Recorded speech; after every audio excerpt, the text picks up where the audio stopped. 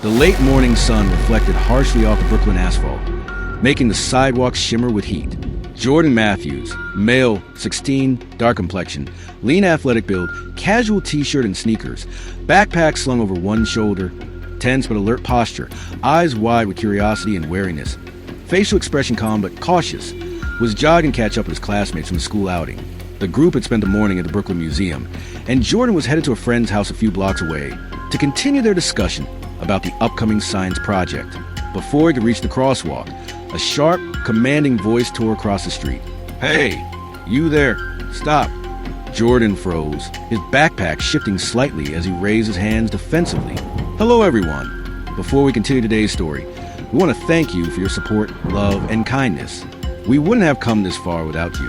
Subscribing is one of the best ways you can help us. It's quick, free, and allows us to continue bringing you great content. Your support means everything. Let's keep this channel growing collectively. Where are you watching from? Drop your city and country in the comments below. Thank you very much. Now let's get back to the story. Officer Derek Whitman, male, early 30s, white, patrol uniform, tall, solid build, standing aggressively upright, hands near his belt, facial expression stern and impatient, eyes sharp, posture dominating but not yet physically confrontational, stepped onto the curb. Beside him, Officer Thomas Bell, male, late 20s, white, patrol uniform, slightly shorter, lean build, circling the sidewalk with calculating eyes, hands resting near his duty belt, facial expression focused and suspicious, mirrored every movement, their presence radiating intimidation. Jordan's heart raced. Across the street, his sister Aaliyah Matthews, female, 12, dark complexion, slim build, summer dress, small backpack, standing frozen, clutching her water bottle tightly, eyes wide, mouth slightly open in shock, posture tense, held tightly to their mother's hand. Their mother, Marcus Matthews, male, 35, dark complexion, muscular build, casual polo and jeans, standing tensely, jaw clenched, hands ready at his sides, protective expression, immediately stepped forward, ready to shield his children. Whitman's eyes narrowed. "We've had reports of suspicious activity in this area. Step over here." Bell circled slowly. "Don't resist and everything will be fine." Jordan's friends from the outing, Leah Kim, female, 16, Asian American, medium build, casual school outing t-shirt, backpack, standing in shock, hands over her mouth, eyes wide, and David Ortiz, male, 16, Latino, slim build, hoodie, backpack slung on one shoulder, posture tense, leaning slightly forward, worried expression, pause, some lifting phones to record. "I haven't done anything wrong," Jordan said, trying to keep his voice steady. Whitman advanced, placing a firm hand on Jordan's shoulder. Bell mirrored the movement, pressing gently but firmly against his back. Jordan's backpack shifted again. He felt the weight of authority pressing down. Marcus Matthews stepped closer, fists clenched. "Back off. He hasn't done anything." Whitman's smirk faded. "We just need to verify his identity. Don't make this worse." Jordan took a deep breath. Slowly, he reached into his pocket and pulled out his phone, dialing a familiar number. "Dad, it's me. I'm at the corner of 5th and Dean. Officers are there." On the other end, James Matthews, male, 50, white, professional suit, authoritative posture, calm yet commanding expression, holding phone, answered immediately. "Jordan, stay calm. I'm on the way." The officers tensed, realizing that the teen wasn't alone, that his father was someone with authority and influence. Whitman's hand relaxed slightly, though his posture remained rigid. At the scene, Deputy Attorney General Alicia Ramirez, female, mid-40s, Latina, professional suit, sharp expression, upright posture, hands folded in front, authoritative presence, arrived moments later, having been contacted directly by James Matthews. Her aides flanked her, scanning the crowd. Jordan's friends whisper among themselves, awe and concern in their expressions. Leah Kim's hands trembled over her phone. David Ortiz leaned forward, tense and alert. Aaliyah Matthews stayed close to her brother, clinging lightly to his arm. Ramirez's gaze locked on the officers. Step back. Immediately, the tension on the Brooklyn street did not dissipate. Pedestrians stopped, some recording, some staring. The confrontation had become public. In an instant, Whitman muttered, trying to regain control. Ramirez cut him off, voice firm. You have overstepped. This minor was detained without cause. This is not acceptable. Marcus Matthews placed a hand on his son's shoulder. You did the right thing. Stay calm. Let the law work. Jordan exhaled, his posture straightening. He knew the weight of the situation, yet he maintained his composure. His phone still clutched in hand. He could feel the presence of authority, his father bolstering his courage. The officer's expression shifted from dominance to unease. The crowd murmured, whispers and phone cameras capturing every second. Aaliyah whispered softly, Jordan, you're brave. Jordan's reply was calm, even, yet carried the quiet authority of someone who knew their rights. I'm just standing for what's right. That's all. Whitman and Bell exchanged uncertain glances. The power dynamic had reversed. Their arrogance had met the reality of accountability. Ramirez's eyes never wavered. You will report this to Internal Affairs. You will submit a full account of your actions, and you will not intimidate or threaten any citizen again. The street remained tense, but Jordan walked forward, supported by his family, friends, and the authority of the law. His father, through the phone, guided the process calmly, ensuring the teen's safety. By the end of the morning, the officers were forced to step aside, their credibility diminished in the eyes of the public. Jordan's composure, the quick intervention of his father, and the presence of the Deputy Attorney General had prevented what could have been a tragedy born of fear and authority misused. The lesson was unmistakable. Courage, knowledge of rights, and the proper channels of accountability could turn even the most tense confrontation into a moment of justice and moral clarity. Part 2. Cops beat black teen. One called his father, and the Attorney General steps in. The afternoon sky over Brooklyn had shifted from pale blue to a muted gold as shadows stretched across the streets.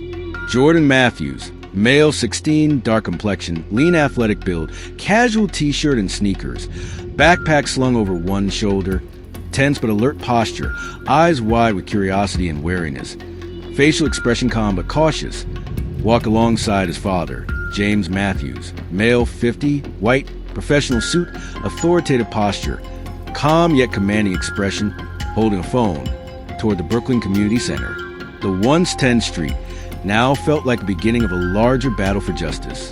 Aaliyah Matthews, female 12, dark complexion, slim build, summer dress, small backpack, standing frozen, clutching her water bottle tightly, eyes wide, mouth slightly open, posture tense.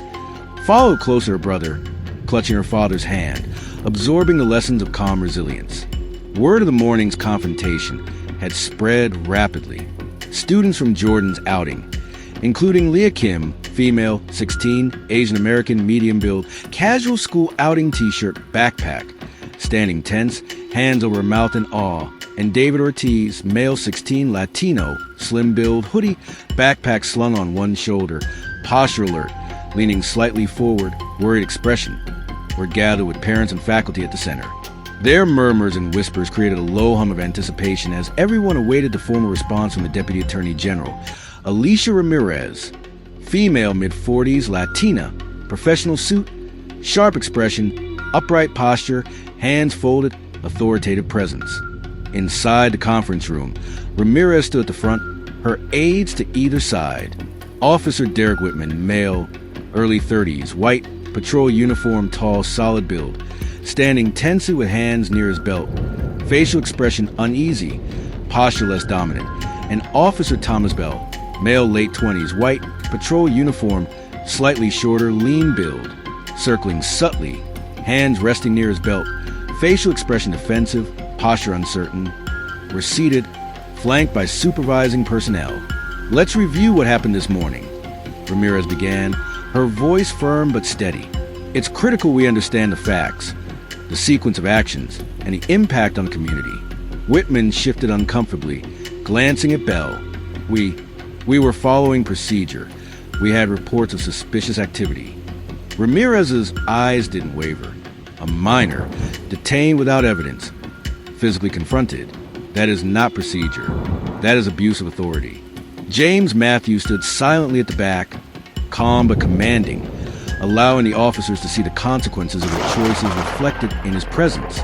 Jordan, alongside his sister, sat quietly, absorbing every word.